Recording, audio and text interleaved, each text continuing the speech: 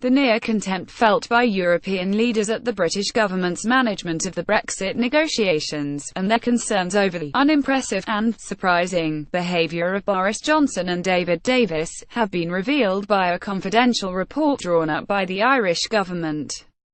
The leaked document, from the Irish Department of Foreign Affairs, is based on recent meetings with counterparts in European capitals and paints a damning picture of the diplomatic efforts of senior British politicians.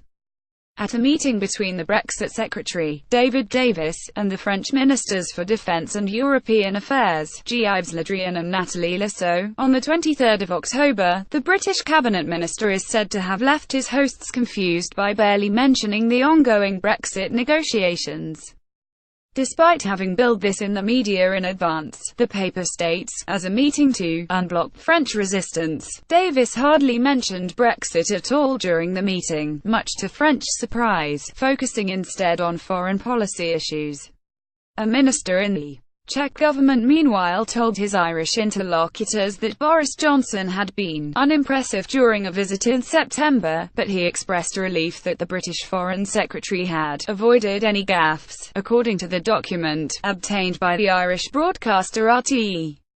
The Czech Deputy Minister for Foreign Affairs, Jakub Der, is said to have told officials that he felt sorry for British ambassadors around the EU trying to communicate a coherent message when there is political confusion at home.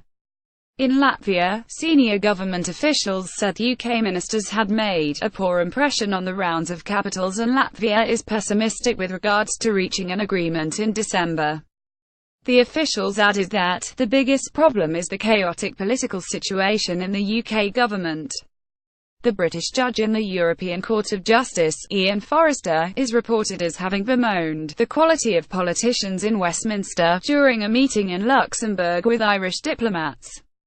Forrester told officials that he had a fair amount of contact with the British government on Brexit, but that he was concerned by a lack of understanding of the process. He is said to have wondered if the British public might view the UK's exit from the bloc as a great mistake, when they realised what it entailed. Forrester is further said to have described British society as very divided, and noted that it was difficult to see any solutions to this in the current political context. The report adds of Forrester, his hope was that it would gradually dawn on people what leaving actually entailed, that there might be a slow realization that this was just a great mistake and the mood might swing back to remaining. The document, compiled from reports from Irish embassies across Europe between 6 and 10 November, comes ahead of a crucial few weeks for Theresa May, as she seeks to persuade the 27 EU member states to move talks onto trade and a future relationship.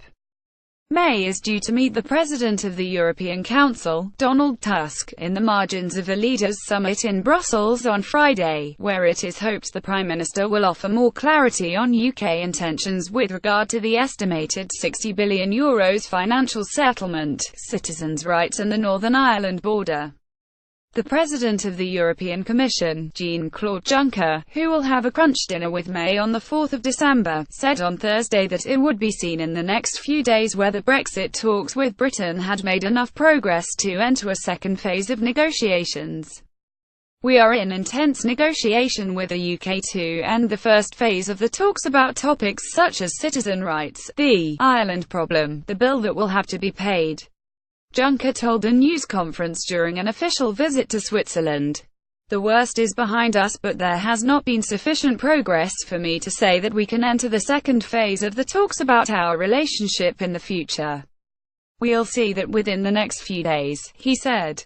Asked about a report the UK could pay £45 billion for its Brexit divorce, he said, "I'm not crazy enough to give an immediate answer to the question." The leaked confidential report from Dublin quotes senior EU figures as being alarmed by chaos in the Conservative government, and concerned that the cabinet is simply incapable of forming clear and coherent views on key issues. The Guardian had reported on Wednesday how senior figures in the Spanish government were left surprised by claims from Davis last week that Spain was pushing for a trade deal. "It is amazing how the British misread us," one senior source said. "Almost as if we speak a different language. They come to us, we say, we will see what we can do, but it means nothing. The Irish document notes that Michel Barnier, the EU's chief negotiator, had appeared far from optimistic that a breakthrough would happen in time for the summit on the 14th of December. At a meeting in Rome, the Italian Minister for Economic Development, Carlo Calenda, told Irish officials that a no-deal scenario could cost Italian businesses €4.5 billion. According to the report, the Greek ambassador for EU affairs at the Foreign Ministry in Athens, Ioannis Metaxas, said he was preoccupied with Brexit, which would cause big problems for Ireland, Belgium, the Netherlands and Denmark.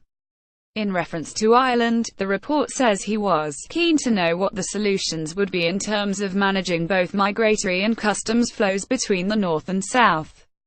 The Irish government is pushing for the British government to devise an arrangement that in effect keeps Northern Ireland in the single market and customs union to avoid a hard border. On Wednesday, the Irish Foreign Minister, Simon Coveney, said, "There are other parts of the world whereby one country has difficult jurisdictions in terms of customs arrangements and trading arrangements. Hong Kong is an example of that. China lives within functions with Hong Kong, which has very much been part of Chinese territories, but operating under a different set of rules."